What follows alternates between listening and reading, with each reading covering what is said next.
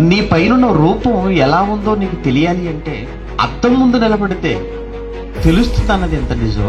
నీ బ్రతుకు ఎలా ఉందో నీకు తెలియాలి అని అంటే నీవు బైబిల్ ముందుకు రావాలి అన్నది అంతే నిజం. అందుకే బైబిల్ను అద్దముతో పోల్చినటువంటి మాటలు కూడా బైబిల్లో మనం చూస్తుంటాం. మాటల్లో ప్రేమ తప్ప చేతల్లో కనబడదు. మాటల్లో చూపించే ప్రేమ బ్రతుకులో కనిపించని పరిస్థితి రోజు. ఇలాంటి వారిని ఉద్దేశించి బైబిల్లో కీర్తన గ్రంథం 34వ అధ్యాయం 13వ వచనంలో చెడ్డ మాటలు పలకకుండగా నీ నాలుకను నీ పెదవులను నువ్వు కాచుకో అంటున్నాడు. వద్దు, కపటమైన మాటలు వద్దు, జాగ్రత్త. ఏం మాట్లాడుతున్నారు మీరు? ఈరోజు చాలా మంది పాపం పిల్లలు, యవనంలో ఉన్న పిల్లలు తెలియక ప్రేమలో పడిపోయారు. ఏంటది ప్రేమ? ఏం తెలుసు ప్రేమ గురించి? ఏం చూసావు? వాడు రూపం చూసావా? వాడు అందం చూసావా? ఏంటి దాన్ని చూసి నువ్వు ప్రేమ అంటున్నావా? అదా ప్రేమ?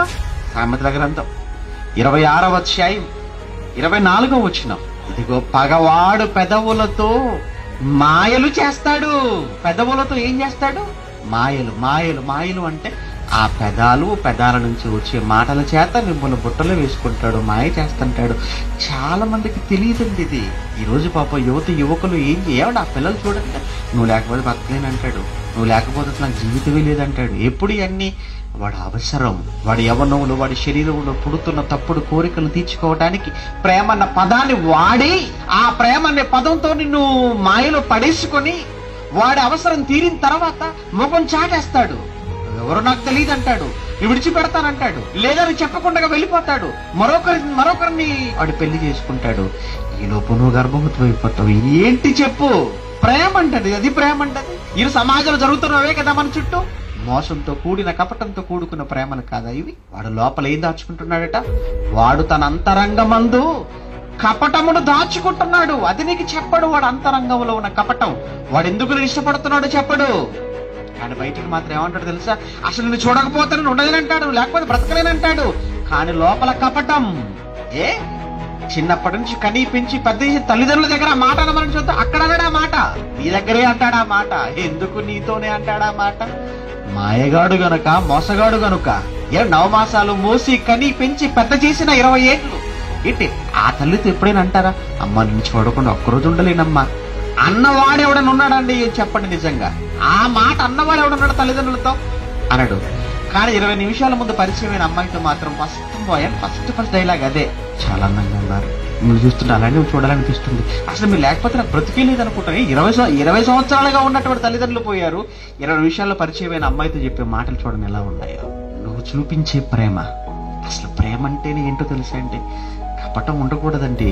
కపటం లేనిది ప్రేమ, కపటంతో కూడింది ప్రేమ కాదు. కానీ నిజమైన ప్రేమ గురించి మాట్లాడుతూ కొరింథీ మొదటి పత్రిక 13:4 వచ్చేటప్పటికి, ప్రేమ దీర్ఘకాలము సహించును, ప్రేమ దయ చూపించును, ప్రేమ మత్సరపడదు, ప్రేమ డంపముగా ప్రవర్తించదు. అంటే చూసావా, నేనేంటి, నా చదువేంటి, నా అందం ఏంటి ఇలా మాట్లాడదు. నువ్వేంటి ఇలా మాట్లాడదు.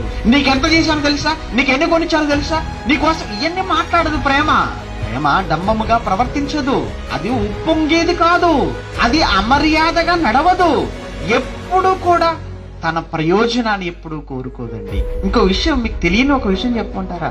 మీరు ఏం మాట్లాడుతున్నా, మీరు మాట్లాడుతున్న ప్రతి మాట రికార్డ్ అవుతుంటుంది. తెలుసా మీకు ఆ సంగతి? చాలా వరకు ఏంటంటేనండి, ఫోన్లలో ఈ స్మార్ట్ ఫోన్లు అనేవి వచ్చేసిన తర్వాత, ఆండ్రాయిడ్ మొబైల్స్ వచ్చిన తర్వాత చాలా జాగ్రత్తగా మాట్లాడుతున్నారు. అయినా బాబా కొంతమంది అడ్డంగా బుక్ అయిపోతున్నారు. ఆటో కాల్ రికార్డింగ్ ఆప్షన్ ఒకటి ఉంటుంది అందులో, ఆ ఫోన్లో. అది ఆన్ చేశారు అనుకోండి, నువ్వు మాట్లాడే ప్రతి మాట అవతల వాడి ఫోన్లో ఏమైపోతుందో తెలుసా? రికార్డ్ అయిపోద్ది.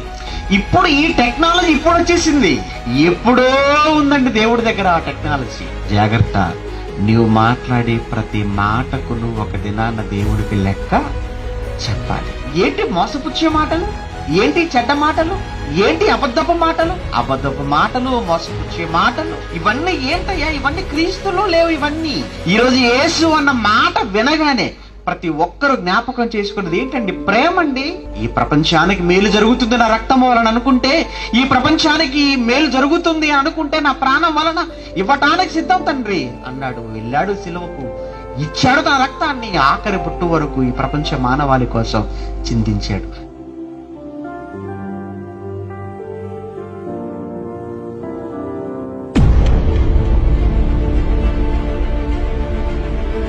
తన కోసం ఏమి ఆశించలేదు, తన కొరకు ఏమి చూసుకోలేదు ఆయన. అదేనండి ప్రేమ అంటే. ఈ రోజు మేము కూడా మీ మీద ప్రేమను చూపిస్తామే తప్ప ద్వేషాన్ని చూపించాం. మా దగ్గర ఎవరున్నా వాళ్ళ మీద ప్రేమనే చూపిస్తాం. నిన్ను కుడి చెంప మీద కొట్టు, వాని వైపునకు నీ ఎడమ చెంప కూడా త్రిప్పు. నువ్వు ఎదిరించకు. ప్రేమించిన మాలో తప్పు లేదు, ప్రేమించటమే దేవుడు మాకు నేర్పించింది. కానీ ఈ ప్రేమను అలుసుగా తీసుకొని, ఈ ప్రేమను బట్టి నీ బ్రతుకులను మార్చుకోకపోతే ఎంత చేసినా వీళ్ళు ప్రేమిస్తూనే ఉంటారట, ఎంత చేసినా వీళ్ళు మనల్ని అలా ఇష్టపడుతూనే ఉంటారట. కనుక నా బ్రతుకుని ఎందుకులే మార్చుకోవడం అని నువ్వు అనుకుంటే, అట్టివాడు పుట్టు ఇండ్రని వానికి మేలు అన్న మాట నీ విషయంలో అనవలసి వస్తుంది.